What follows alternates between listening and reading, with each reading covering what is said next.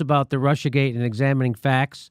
And so Mueller dropped his sentencing guideline today for Manafort and for Cohen. And this is a breaking story. So according to the Huffington Post, the feds say no mercy. Mueller memo drops. And here it is really quickly. It says they given him 42 months. They recommend a 42-month sentence. And let me bring in Aaron Maté. Hi, Aaron. How are you? Hey, Jimmy. How you doing? I'm doing great. So it says the U.S. Attorney's Office for the Southern District of New York submitted a sentencing memo for Cohen recommending a sentence of 42 months, while Mueller's office said in its filings that Trump's former attorney committed a serious crime but has made significant efforts to assist the special counsel's office. So now you've taken a look at this latest sentencing guideline, Aaron, and what do you make of this? So there's two separate investigations here. The New York Attorney General's investigation of Cohen has to do with Cohen's dealings with the Trump Organization and payments to Stormy Daniels, nothing to do with Russia.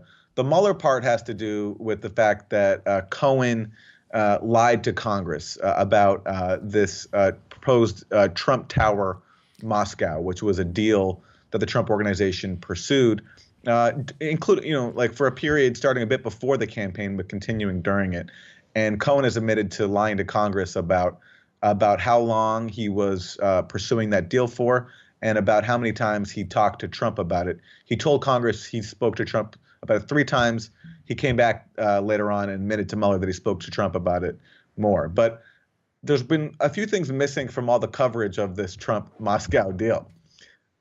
What's important to know is that, A, the details are not new. I mean, most of what Cohen revealed in his plea agreement with Mueller recently was revealed by BuzzFeed News back in May. And we've actually known about the story overall for over a year. And so, and that story being that Cohen was trying to set up a deal for a Trump Tower in Moscow, and he was talking to people in Russia about that, and that he actually had signed a letter of intent, but that deal never went anywhere. So we knew all these facts before, is what you're saying. We knew most of them. So we knew that Trump signed a letter of intent back in 2015. And we know that Cohen and another shady associate who we worked in the Trump Organization, this guy Felix Sater, by the way, he was a longtime former FBI informant, that Sater was promising Cohen all these things. He was going to get the president of Russia on board. He was going to get Russian financing for this deal. It was going to be great. It was going to make Trump president. He wrote all these sort of blowhard emails. And what we know is that Cohen got increasingly frustrated with Sater because nothing was ever happening. And at some point, Cohen writes to Sater and he's like, you're making me look dumb in front of the boss, like in front of Trump. So it's kind of, you read the story, it's actually kind of like a slapstick comedy rather than like this illicit collusion scheme. And basically, the biggest revelation from Cohen's plea with Mueller is that Cohen withheld the fact that that he did speak to a Russian official.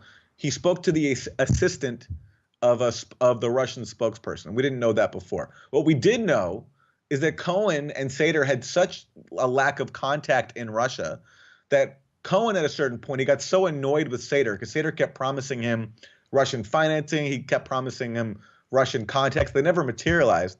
So Cohen, I think, because he wanted to impress his boss, Trump, he emails a general email address at the Russian president's spokesperson's office because he didn't even have a contact for anybody. So he writes to this generic email address, and he doesn't get a response until an assistant to the Kremlin spokesperson, this guy Peskov, calls him back, and they speak on the phone for 20 minutes. And that's what was revealed in Cohen's recent plea deal with Mueller. Like, that's what's really new, is that he got on the phone with an assistant. But then after that, we know what happened. The deal went nowhere. There was never any Russian financing or anything that were close to it. Putin had nothing to do with these deals. And but yet this was taken after this plea deal was reached, that it was going to be this big thing, and Russia had compromised Trump because they knew he was lying about this deal with them, and they could hold that over him. But now we see today, finally, in Mueller's sentencing memo, what it actually is. And yeah, it's the fact that Cohen hid from Congress the extent of his dealings when it comes to this deal that went absolutely nowhere.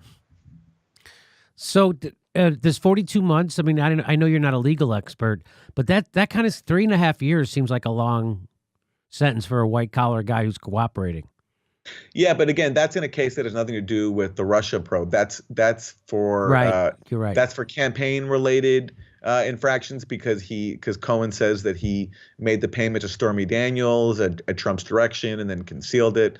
And then I believe there's some other stuff. But like, honestly, I haven't read that sentencing memo yet because, this whole thing, we're supposed to be concerned about a Collusion. potential conspiracy collusion. But where's the collusion? Where is it? It's not. It's nowhere. So a lot of people are saying that Mueller is redacting all this stuff about collusion because he's such a no nonsense type of guy that he really wants to try this in the court and he doesn't want to. And I just think it's because there isn't really anything to share. That's what I think. I think because it's more of a nothing burger. And if there was something there, just like Mike Morrell, former director of the CIA, said if there was something there, it would have leaked already. And since that nothing is leaked, it means there's nothing there, right? Yeah, and if Mueller is redacting, then he would be redacting in Cohen's sentencing memo, but he doesn't. He redacted in Flynn's, but he doesn't in Cohen's because, which should say to you, which should indicate to us what actually Cohen is providing. There's one line in there where Mueller says, Cohen provided the special counsel with useful information concerning certain discrete Russia-related matters core to its investigation that he obtained by virtue of his regular contact with company executives during the campaign, company being the Trump organization. So, that I think will be the line that's going to be taken to mean that he blew the whistle on collusion. But if you parse that, it's pretty bland. And he says, Cohen gave useful information concerning certain discrete Russia-related matters. So, but I think if Cohen had given Mueller something explosive on collusion, that either would be redacted or it would be described sort of with more punch than that.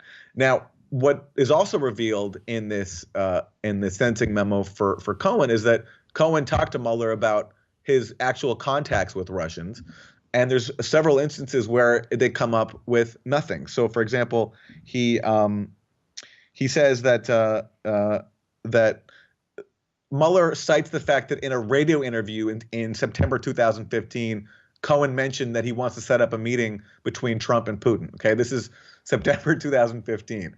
And Mueller notes that when they and that they pressed Cohen on that, and that ultimately the meeting did not take place, right? and then there's another instance where Mueller mentions that Cohen spoke to a Russian national who offered the campaign synergy on a government level, unquote, with the Russian government. But then you read the end of the paragraph, and it says Cohen, however, did not follow up on this invitation.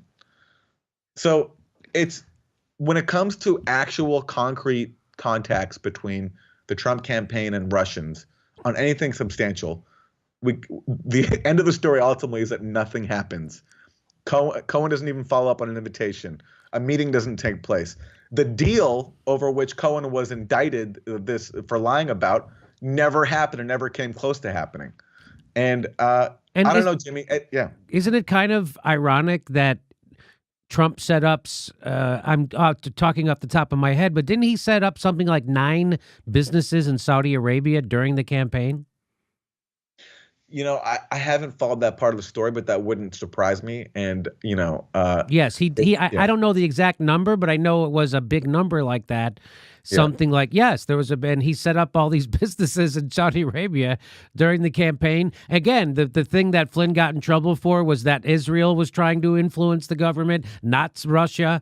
So and that's not talking. It's just amazing that Mueller is only going to talk about Russia and not any of these. I mean, I guess that's the purview of his investigation, but still, it seems a little bit ridiculous now, doesn't it?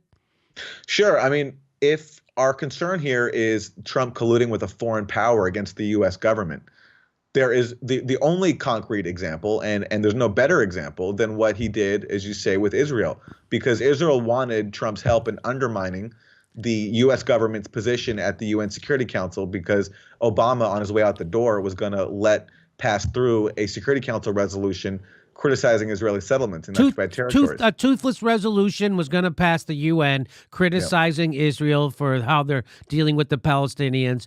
Benjamin Netanyahu didn't want that resolution to go through. They call Flynn. They ask Flynn if he can ask Russia to vote on Israel's side at the UN. They don't do it.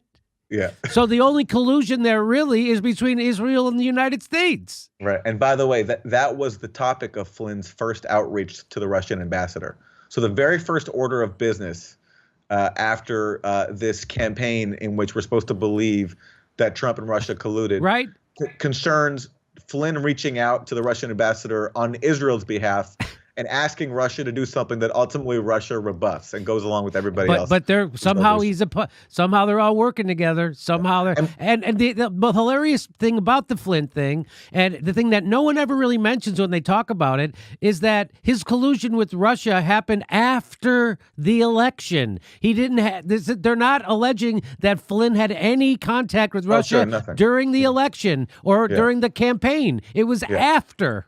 Right. And by the way, Jimmy, the reason we know about this whole thing is because Flynn's phone calls were tapped by the FBI. And then those conversations were leaked to them. Somebody in the FBI leaked this to the media because they, for whatever reason, they wanted to move against Flynn. I mean, we can speculate about why. But the point is, so basically the reason we know about this is because somebody was wiretapping the Russian ambassador and wanted to get Flynn so bad that they leaked this out in the media and made this a big story. But then actually, so we even know what Flynn and the Russian ambassador talked about it because it was recorded.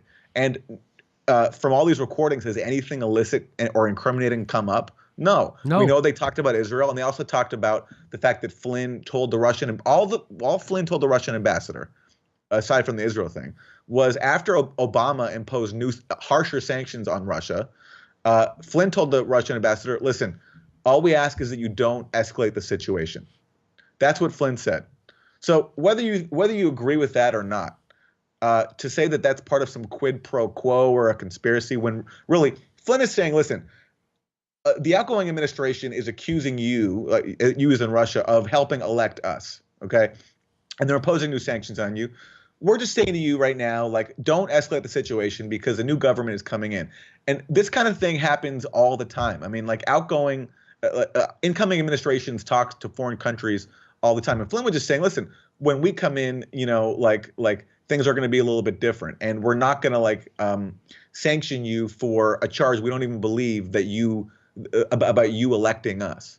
You know, so he's asking, and he didn't even say, you know, don't respond. He just said, don't escalate the situation. So, like, whether you agree with that or not, he is going against Obama, but it's not like there's nothing there that shows that some kind of quid pro quo or conspiracy. And so, what do you think Mueller's end game? I mean, I'm not saying anything Mueller doesn't know, because Mike Morello already said it in Politico magazine that there is no evidence to prove collusion. So, what do you think Mueller's? What do you think he's just going to try and get as many extraneous convictions on things that have nothing to do with collusion? So it'll look. Well, I know people are already saying that the charges he's already brought against Manafort and Cohen validate his investigation, which they do not. No, they don't. Because, by the way, Manafort has been indicted for some shady lobbying and bank fraud and tax for something that has nothing to do with Russia, but with his lobbying in Ukraine. Now, everyone thinks, it's widely held that Manafort was in Ukraine on Russia's behalf. But actually, if you look even at what Mueller details in his most recent superseding indictment of Manafort, it's right there. Manafort, when he was in Ukraine, was pushing pro-Western interests.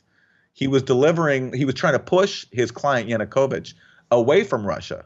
And Mueller details all these internal emails in which Manafort is doing exactly that. And everyone who knows what actually happened there, everyone who was there, says the same thing. But that has gotten lost. So basically, Manafort has been indicted for activities that, as one former researcher for Fusion GPS, which is the firm that came out with the Steele dossier, as a former researcher for Fusion GPS, his name is Graham Stackis, he said Manafort was indicted for doing the opposite of collusion with Russia. I'll quote him for you. He says, "It is a huge irony of Mueller's inquiry into alleged collusion between Trump and the Kremlin that the biggest fish caught to date is charged with doing the opposite of colluding with Russia. Paul Manafort, Trump's former campaign manager, has pled guilty to charges of undeclared lobbying for Ukraine, to sign a political and trade association agreement with the EU that would rescue it once and for all from the Kremlin's grasp." So what Manafort was actually doing in Ukraine was trying to push Yanukovych away from Russia. But all that gets lost in the Russiagate craziness. Yes, there's lots of ironies in this case. That being one of them. So what do you real quick? What do you think Mueller's endgame is in all of this? Our prediction and the prediction of, again, I'll say Mike Morrell, former CIA director, is that there will never be evidence of collusion. So what do you think he's doing, and how do you think he's going to end this? Well, so he's got Manafort, he's got like this long list of indictments that are ultimately on process crimes like Papadopoulos and Flynn lying to the FBI. So he's got that. What I think he'll do is throw some bones to the quote unquote resistance with some sort of suggestive language in a final report saying there are unresolved questions or there were questionable decisions to meet with Russian nationals, like something that people will be able to hang on to and quote forever as to sort of try to validate this whole thing. But ultimately, my prediction is that there will be no charges or accusations on the core issue, which is, was there a conspiracy between Trump, his circle, and the Russian government? Okay. All right, Aaron Maté, thank you so much. Everybody check out his writing at The Nation magazine. And I appreciate you taking time. See you soon. Thanks, Jimmy. Our next live Jimmy Dore show is February 1st in Burbank, California. Go to jimmydorcomedy.com for a list of all our live shows, and please become a premium member if you can. Become a patron. It's the way we support this show because they're coming at us, and we give you bonus. We give you hours of bonus material every week. Check it out. Become a patron. And if you can, make sure you're still subscribed. They unsubscribe people every day. I know it sounds crazy. It only takes a second. Please make sure and click that bell when you subscribe so they'll send you a notice